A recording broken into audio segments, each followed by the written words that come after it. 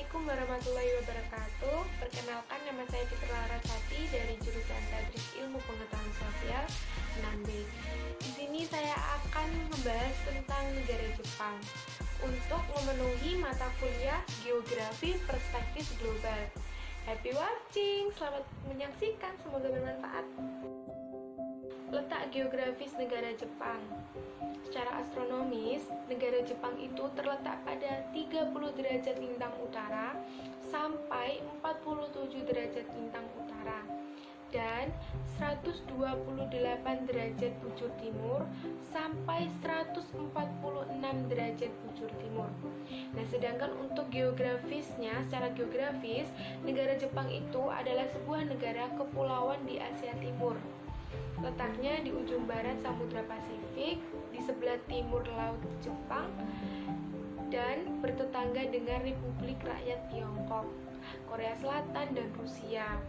Pulau-pulau paling utara berada di Laut Okhotsk, dan wilayah paling selatan berupa kelompok pulau-pulau kecil di Laut Tiongkok Timur, tepatnya di sebelah selatan Okinawa yang bertetangga dengan Taiwan atau Republik Tiongkok. Berikutnya, luas negara Jepang. Negara Jepang memiliki luas 377.835 km persegi.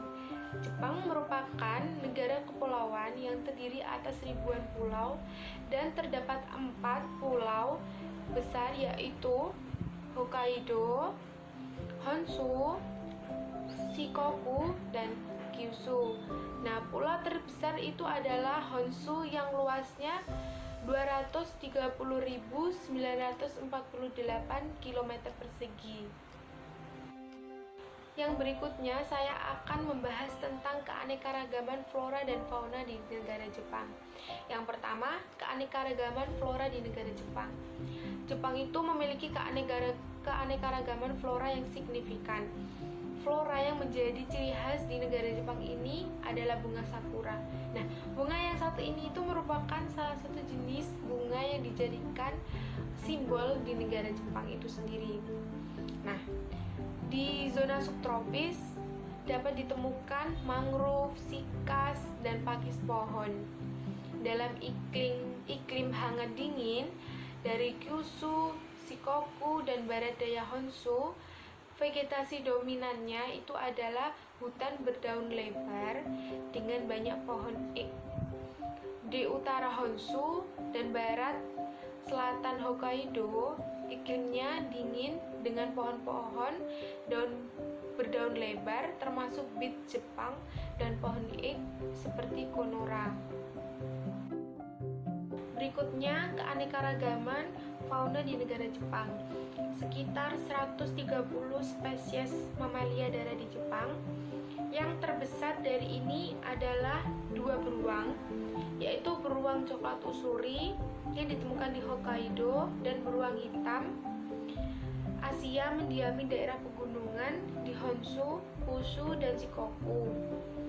Nah, ada juga karnivora kecil termasuk rubah merah, rakun, dan martin Jepang. Nah, ada juga 2 kucing liar di Jepang, yaitu kucing macan tutul di Pulau Tsushima dan kucing Iromot di Pulau Iromot. Nah, mamalia lain adalah rusa Shika Sero Jepang, babi hutan, dan monyet. Dan ada juga mamalia laut termasuk dugong, lumba-lumba tanpa sirip, dan singa laut. Nah, itu tadi keanekaragaman fauna dan flora di negara Jepang.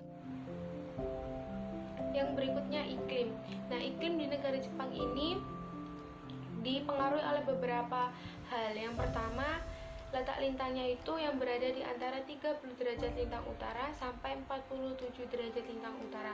Nah, sehingga beriklim subtropis dan sedang. Yang kedua, bentuk kepulauannya yang dikelilingi oleh laut dan Samudra Pasifik yang mengalir 2 arus laut, yaitu arus dingin Oyashio dan arus panas Kuroshio. Dan yang ketiga, angin muson yang bertiup melalui kepulauan tersebut. Nah, Dari faktor tersebut, Jepang itu memiliki iklim muson laut sedang. Jepang juga memiliki 4 musim. Yang pertama, musim panas, musim gugur, musim dingin, dan musim semi. Nah, iklim Jepang di sebelah selatan berbeda dengan di bagian utara. Pada musim dingin, Jepang bagian utara seperti Hokkaido mengalami musim salju. Namun sebaliknya, wilayah Jepang bagian selatan beriklim subtropis. Iklim juga dipengaruhi tiupan angin musim yang bertiup dari benua Asia ke Laut Pasifik pada musim dingin, dan sebaliknya pada musim panas. Kemudian, pengaruh iklim pada aktivitas manusia di negara Jepang. Perubahan musim sangat mempengaruhi kehidupan masyarakat petani di Jepang. Oleh karena itu, petani padi di Jepang menanam padi harus mengikuti perubahan musim. Nah, di Jepang sendiri, ritus-ritus pertanian erat hubungannya dengan pergantian musim. Hal ini disebabkan karena pertanian sangat tergantung pada musim. Yang dimaksud dengan ritus-ritus pertanian adalah ritus-ritus yang diadakan dalam siklus pertanian, mulai dari menanam, mengusir hama, hingga ritus-ritus panen dan pasca panen. Musim menanam dilakukan pada musim panas dan panen dilakukan pada musim gugur. Pertanian di Jepang sangat berkaitan dengan penanaman padi. Nah, padi bukan saja merupakan makanan pokok bagi orang Jepang, melainkan juga dulu pernah menjadi unit dari nilai ekonomi negara Jepang. Nah, padi di Jepang itu mempunyai fungsi ekonomi kira-kira sebagaimana peranan emas di Eropa. Nah, budaya tanam padi ini sudah muncul dari zaman prasejarah, tepatnya pada zaman Yayoi. Yang terakhir, bentuk pemerintahan negara Jepang. Bentuk pemerintahan negara Jepang ini adalah monarki konstitusional. Monarki konstitusi di Jepang dapat diartikan bahwa kaisar Jepang memiliki kekuasaan yang dibatasi oleh konstitusi.